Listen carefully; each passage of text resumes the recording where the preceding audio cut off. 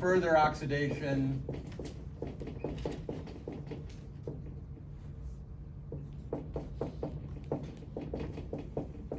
via pyruvate dehydrogenase in the citric acid cycle.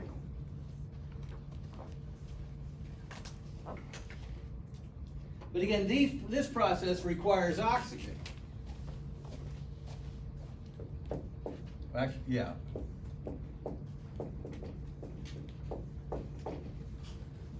Actually, maybe a better way of saying it, it only happens when oxygen is there. Which actually requires oxygen is the electron transport chain, but the regulatory system is set up so that if the electron transport chain isn't running, those pathways aren't running either. But sometimes you have cells that don't have ready access to oxygen. And the one classic example is the type 2 muscle fibers. These are the fast twitch muscle fibers. Anybody like the turkey? Anybody have turkey for Thanksgiving? Do you like the white meat or the dark meat better? The dark meat. You're like the dark meat. Anybody else? Who likes the white meat better? I'm kind of a white meat person. So what's the difference between the white meat and the dark meat?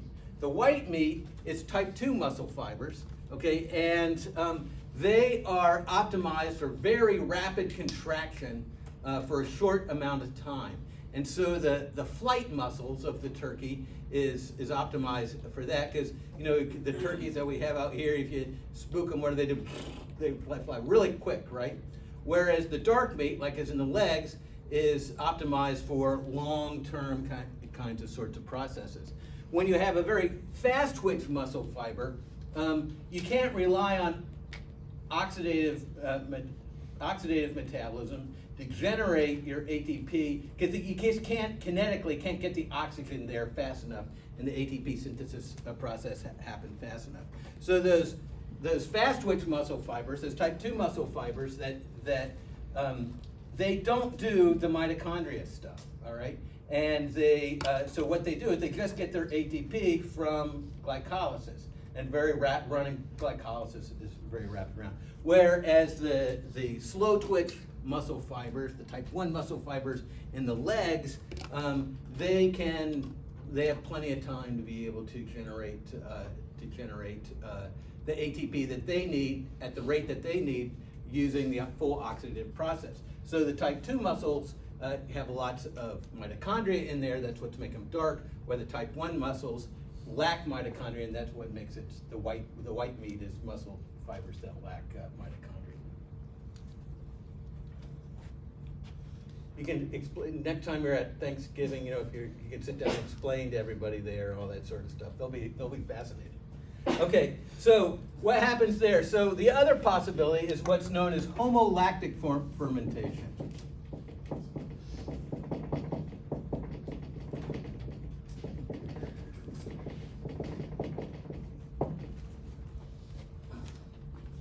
And homolactic fermentation is now we basically take our pyruvate that we just generated, and I'm going to draw it sideways.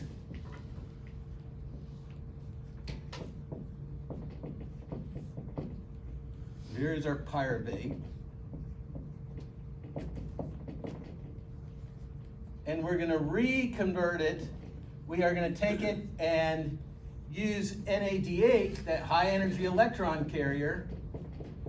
And we're going to transfer the electrons back to the pyruvate to make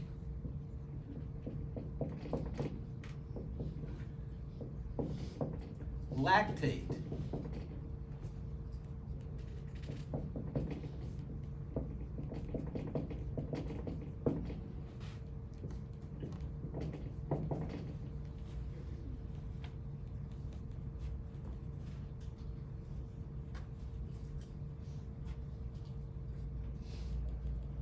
And this enzyme is known as lactate dehydrogenase.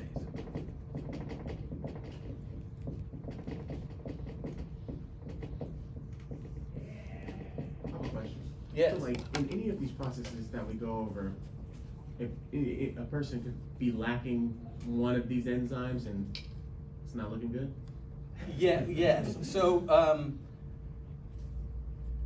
so you're kind of getting into what is known as metabolic diseases, right? And so there are certain enzymes which you might just lack the enzymes or have a variant where it's maybe not optimal in thing, and it's not necessarily lethal, but you might have some other thing. So these ones in central metabolism, they are pretty, you kind of need this to be able to, keep your heart pumping, basically, on it like this. But there are other ones, for example, I think I gave in the very introduction to the class the example of the one of the enzymes in the pathway leading to melanin production, and there are certain people who have genetic lesions that don't have functional version of that enzyme, and it results in albinism, right? And so, it's a metabolic disease, and people manage it in various different ways. Okay, so what is key about this? Why? One of the questions is why even do this conversion, right? If you get pyruvate, why don't you just kind of waste out pyruvate or what have you? What this does is it basically regenerates the NAD plus that you use. If you go back to remember, like the first reaction of that second, it was enzyme 6, the glyceraldehyde 3-phosphate dehydrogenase. It used the NAD plus, right? And so this is regenerated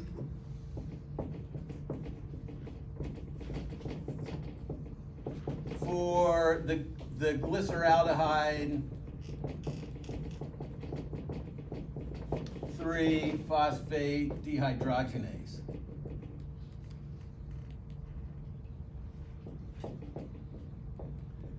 Now normally that NADH that was generated by the glyceraldehyde 3-phosphate would go onto the mitochondria and be used in the electron transport chain. But remember, we're in a situation where the mitochondria isn't there, it just doesn't have enough oxygen to run. So we're not going to do anything with that NADH. So by just regenerating the NAD plus, it basically makes sure that there's glycolysis, that enzyme in glycolysis has plenty of the NAD plus substrate to keep going. Now the question becomes, what do you do with the lactate? And so this basically, there is a couple of different pathways. The classic one that is usually described is this ends up, so if this is happening in muscle, like type 2 muscle fibers, this basically goes to the liver and is reconverted to glucose, through gluconeogenesis.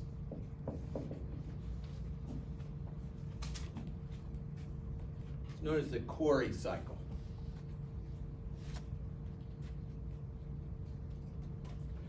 But some more recent analysis suggests that might happen to a certain extent. But the other thing that can happen is it can just go to other tissues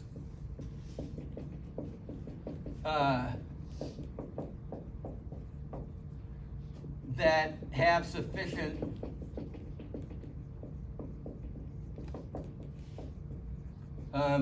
oxygen for further oxidation via pyruvate dehydrogenase. So basically, if you have a type 2 muscle fiber that doesn't have enough oxygen to be able to do all the complete oxidation, so it's running this and it's generating lactate. The lactate gets dumped into the bloodstream, and it might go to the heart. Now, you think about where the heart is positioned physiologically, it's like right downstream from the lungs. So the heart, which is very dark, lots of mitochondria, right, has lots of oxygen available, so that lactate can just go into the heart, and then that heart has the oxygen available, and it converts it back to pyruvate, and it goes into the mitochondria, and it goes to complete oxidation in CO2. So that's it. Now, from an exercise physiology standpoint, one of the training adaptations that has happened for people who like train for endurance running and that sort of stuff is training other tissues to deal with an increase in lactate that had. Are there any runners in here? Anybody like this? Yeah, like this. You ever do lactate threshold runs? They're kind of painful, right? It's like, I don't know, when I was running, it's like you might go on like a 7 or 8 mile run, but in the middle you would run maybe 3 miles just as fast as you can go without having to stop, right? And what happens is you start generating a ton of lactate in your system, and then what that does is induces a bunch of the enzymes involved in lactate metabolism in your other tissues, right? So that then your body is basically used to dealing with this lactate. Now the other thing that happens that is a little bit of a misnomer is people will refer to this as lactic acid, and they'll talk about lactic acid burn, but your muscles are sore because the accumulation of lactic acid. But in fact, the lactate is deprotonated here, just like the pyruvate is here. So in fact, there is no acid necessarily just caused by the lactate itself. There is an acidification in the muscle cells, but people think that acidification is more due to ATP hydrolysis. That is, you go from ATP to ADPI, and you look at the pKs of all the phosphates, that ends up reaction and ends up acidifying the muscle cell. And it doesn't really have anything to do with lactic acid or lactate. Lactate is, but just when you're hydrolyzing a lot of ATP, lactate accumulates, but that's not necessarily due to the acidification. The acidification is due to the hydrolysis. Or the lactate isn't the cause of the acidification. The cause is actually the hydrolysis of ATP. Okay, pyruvate to lactate, lactate dehydrogenase. Oh, there's another story. I've been sort of telling this in terms of type 2 muscle cells is a good example of that. There are also some microbes that just make lactate and then they just excrete it out. But the other place in the human body that's kind of cool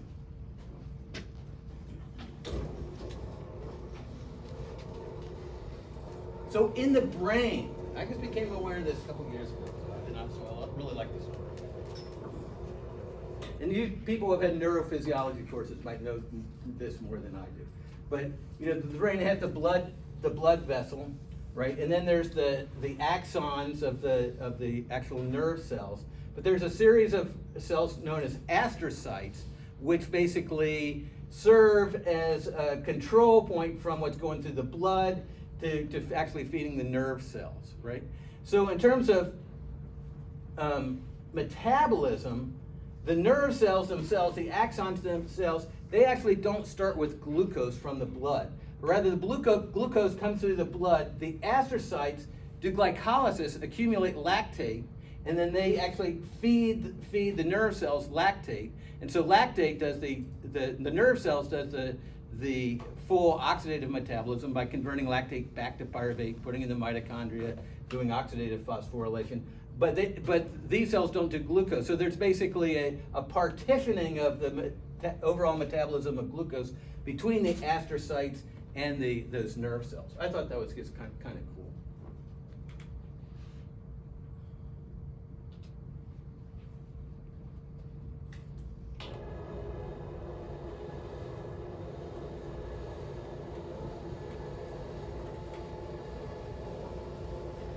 All right, so metabolic fates of pyruvate, homolactic fermentation. Now in other organisms, that most notably yeast, Saccharomyces cerevisiae, that when they are grown in anaerobic conditions, such as when you're wine making or making beer, rather than, they have a different set of reactions, but basically serves the same purpose. And so that is alcoholic fermentation.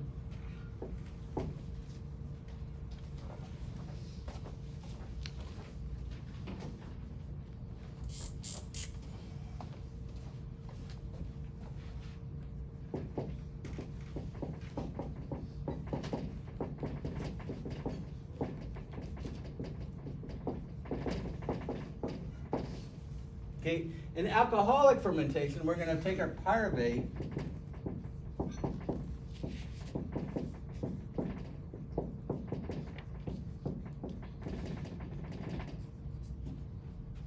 and we're going to first decarboxylate it.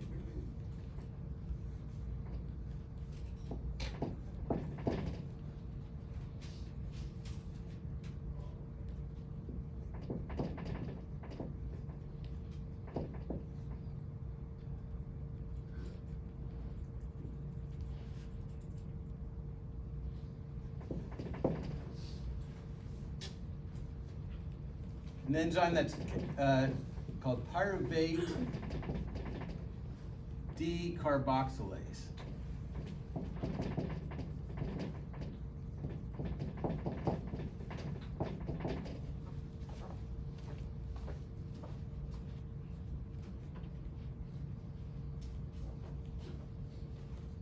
And then you make acetaldehyde.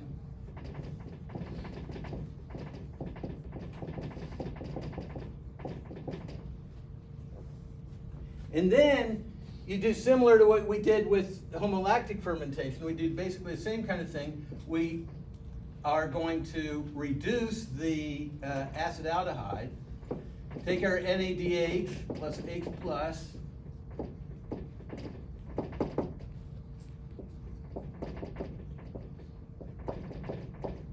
and we're going to make ethanol.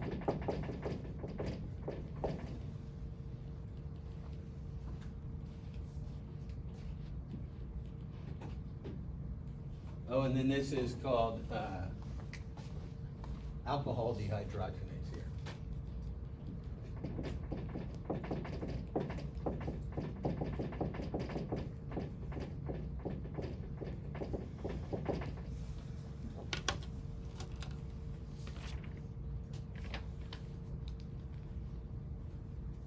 Anybody brew beer or make wine themselves?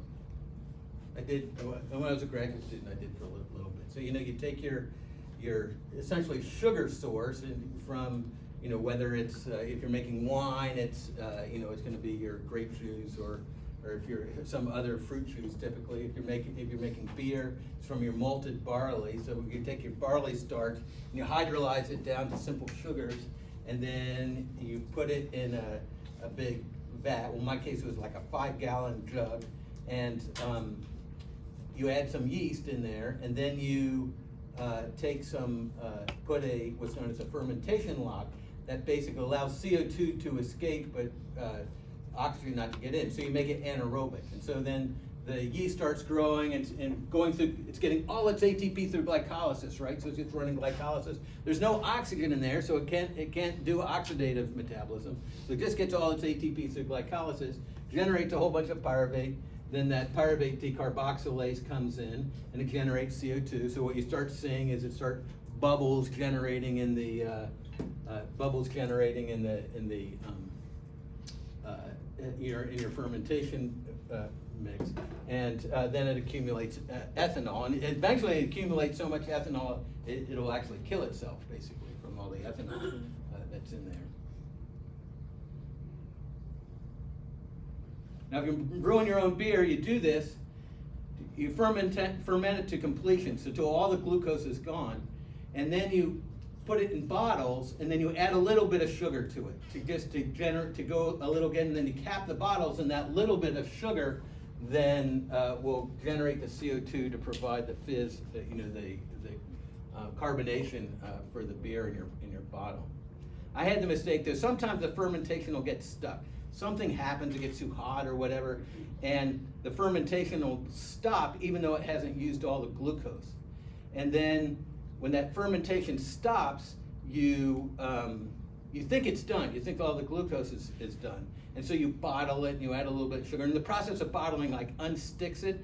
Now it starts going again, but there's a lot of glucose in there, so it generates a really high pressure of CO2, and so late at night all of a sudden you start hearing your bottle's breaking and making a huge mess.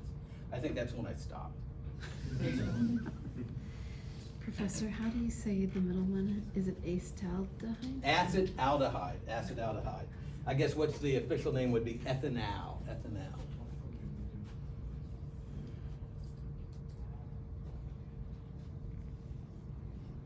All right, alcoholic fermentation. See if there's anything else to say about that one. No. Okay, so now what I'm going to do is I'll take a little bit of time to introduce gluconeogenesis, but we won't get too far, because what I really want to do is talk about the energetics, and I'll talk about the energetics, and then we'll talk about the specific strategies maybe at the beginning of Monday, before we then dive into the mitochondria and start doing pyruvate dehydrogenase citric acid cycle.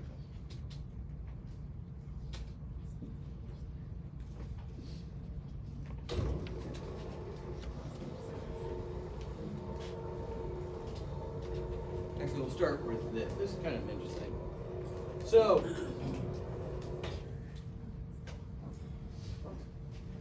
So, as I mentioned, the brain really needs glucose. It doesn't run on fats. It does run on ketone bodies, which are kind of emergency fuel, but you really got to be in kind of tough shape before ketone bodies accumulate. So again, like the liver, when its main role is to maintain glucose levels, because the brain is so dependent upon blood glucose levels. Well, what if you have a diet that isn't very rich in carbohydrates? So I think of something like the traditional diet of Inuits. Okay, what are they eating? They're eating like seal and fish and that sort of stuff. Not a lot of carbs out there, right? They are, plenty of protein, plenty of fat, but not very much carbs. You do get a little bit of carb from eating meat because there's a little bit of glycogen in meat. Really, not that much carbs.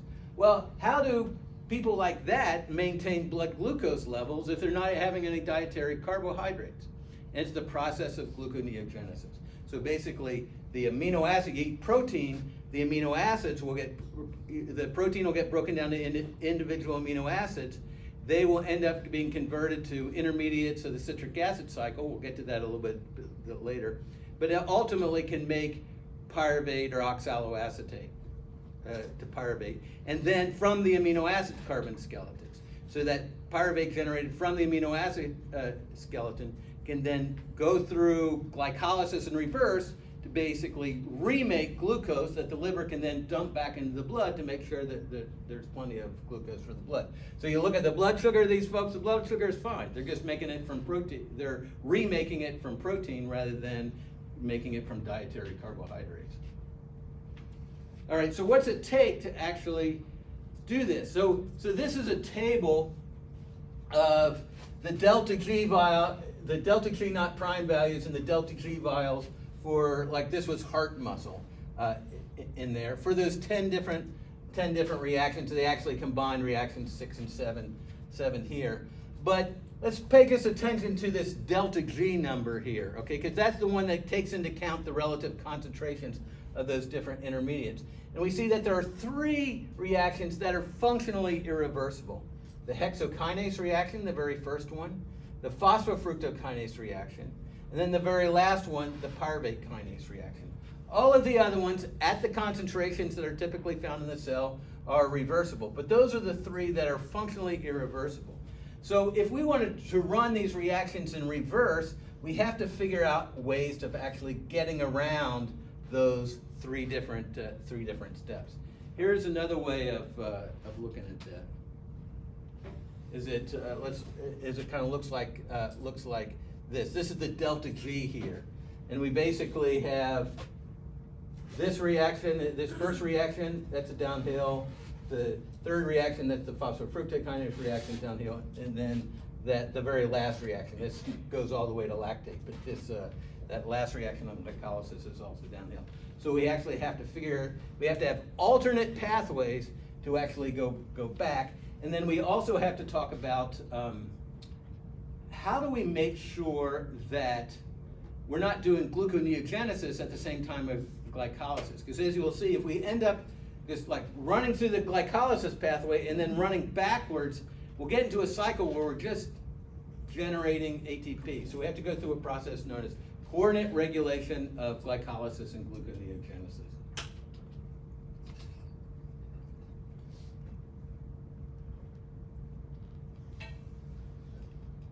All right, so what I think we'll do, we'll go ahead and stop there, and then we'll dive in on Monday. We will dive in and go through those reactions. That could probably take maybe 15 or 20 minutes, and then we will then we'll start talking about pyruvate dehydrogenase and the citric acid.